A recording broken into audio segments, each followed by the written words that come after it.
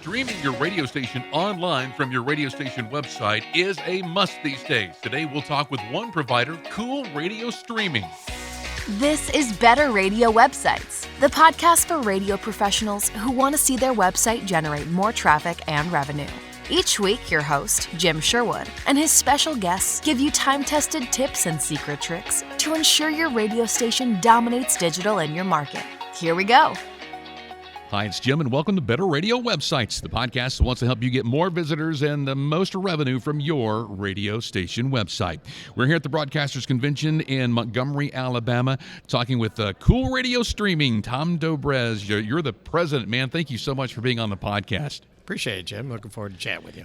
This is my first time hearing about your company, but I have heard of your previous company. Tell us a little bit about that and tell us what Cool Radio Streaming is now. Yeah, so Cool Radio Streaming is a streaming service. We kind of connect radio stations to the internet. That's the way I look at it. Mm-hmm. So it's all about for radio stations being where their listeners are, and they're everywhere, right? They're in their cars, they're picking it up on the terrestrial radio signal, but they also want to get it online. They also want to get it through a mobile app and through TuneIn Radio. And so we give the radio station owners a real quick, easy platform to do that. So we take their on-air signal and you just send it to us, and we'll take care of the rest for them. What company was it before?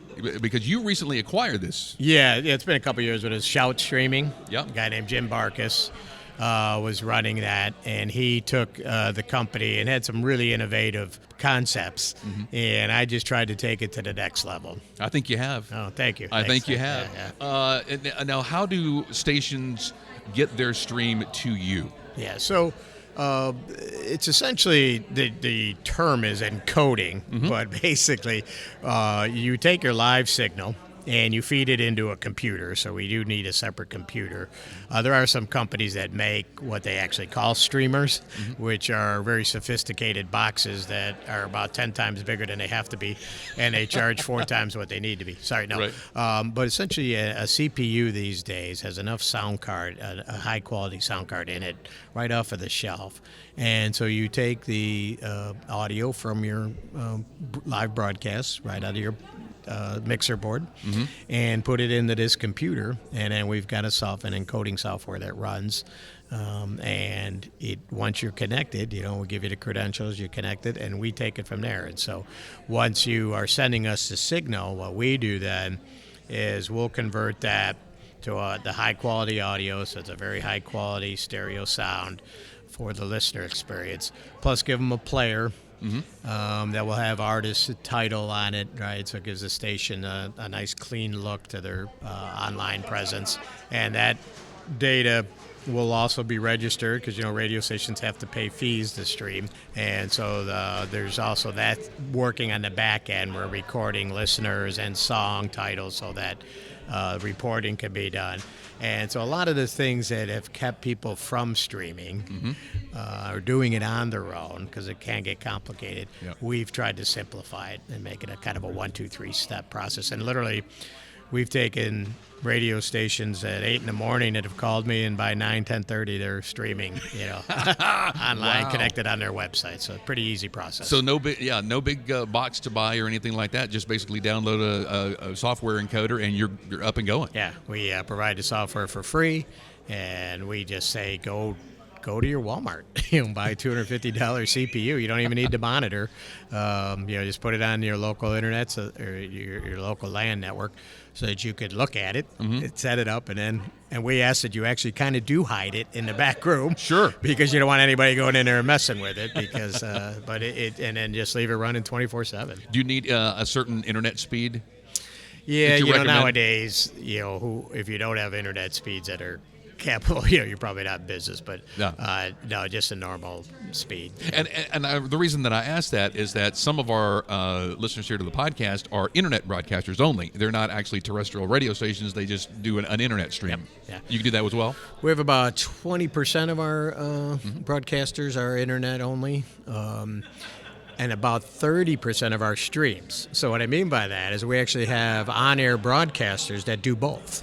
Okay? Oh, wow. Yeah, so they will have a terrestrial, typical FM broadcast station. Yeah.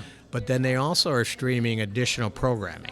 Okay, so think of it as that sometimes they run sports programs. Okay. So it'll be a separate channel that's only available online. So maybe there's 2 high schools in a community and only 1 radio station. So that station will be doing 1 game live on the air, over the air, and then the other game you can access via their website. Okay. Others will do programming that's unique to that environment and only on the internet, right? So they might have a rock station, but then they do a jazz format on their internet. So we have, like I said, there's about a number of our radio station clients that they have the programming knowledge, right? They have the automation software. They know what they're doing. They just don't have an FCC license to broadcast over the air. Yeah. So they broadcast through us via the internet. But they do still have to do all of the legal stuff as far as broadcasting, like music and stuff like Well, that. you have to be sure that you're licensed through BMI, and those guys are very reasonable with streams. And then the sound exchange is probably the biggest licensing aspect. Do you have any idea what those costs are? Sound exchange charges, their minimum is $1,000 annually. And if you get beyond their minimum, you are probably attracting enough listeners where you're going to be able to sell commercials. Oh, okay. Okay, right. Yeah. So it's kind of a nice trade-off. Sure. It's like, not getting down in the weeds with how many people and listening hours, but it's a pretty. Sound Exchange is kind of, they've negotiated, let's say, with smaller broadcasters to be a fairer price. And so from that perspective, if you're just starting out, you're just a small broadcaster, stream only, you can get into the game for a relatively low price. And then if, in fact, your numbers grow and your audience is growing and you are having a bigger price tag than to your licensing fees, you probably have a product that a lot of advertisers would be interested in. Yeah, exactly. Yeah. Wow. And that's so interesting that you said that stations have multiple streams for different things. I haven't heard of many stations doing that, but I guess that's growing now. Yeah, I have. Gabe that's with me at this conference today, he has 9 streams for 3 radio stations. Wow. We have, at each high school gets its own stream.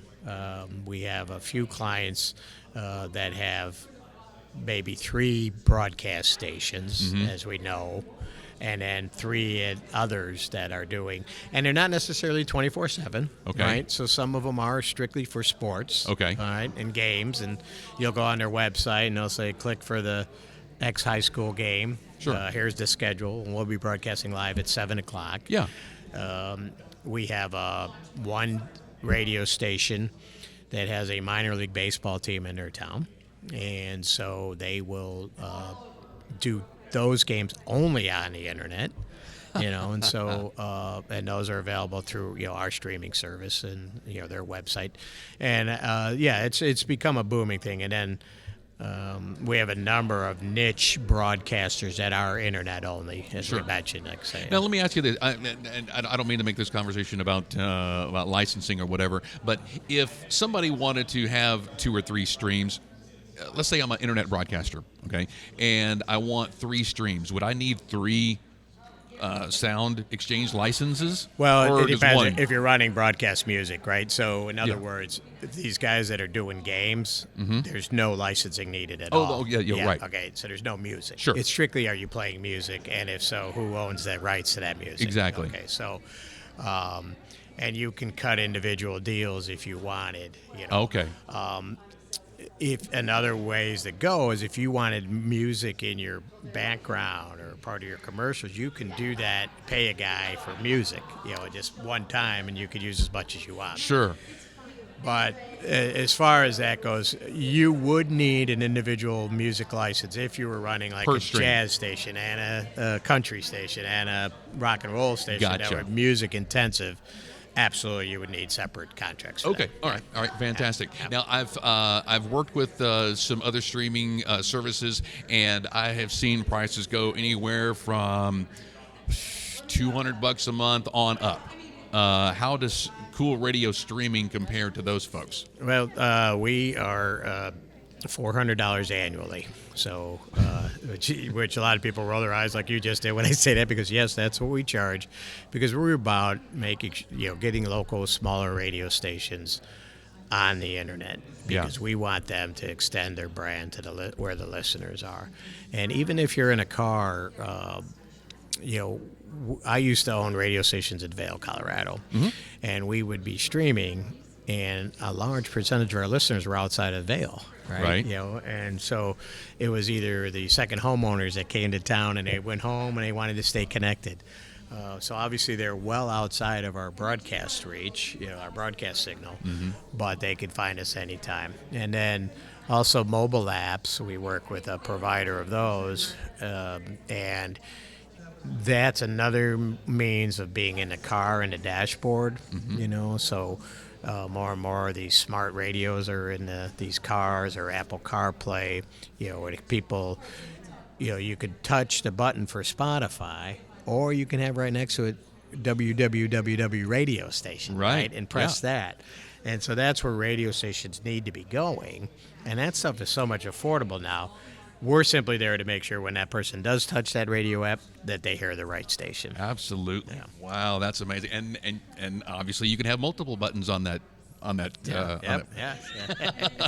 right. So Tom, tell everybody how they can get in touch with you. First place to go is probably the website. It's coolradiostreaming.com.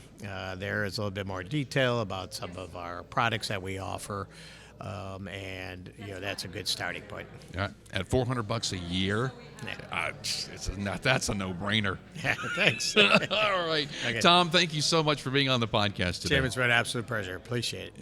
It was so great talking with Tom with Cool Radio Streaming, and we have more of these interviews coming up with services that you can add to your radio station website to give more reasons for visitors to come in, stick around, and stay a whole lot longer. Do you need help with your radio station website? Be sure to reach out to us at skyrocketradio.com. Have an awesome week online making your radio station website better. We'll see you next time. Thanks for listening to Better Radio Websites. Inspired by today's episode? Be sure you are subscribed and share this episode with a friend. Visit skyrocketradio.com/podcasts for more episodes as well as show notes for this episode.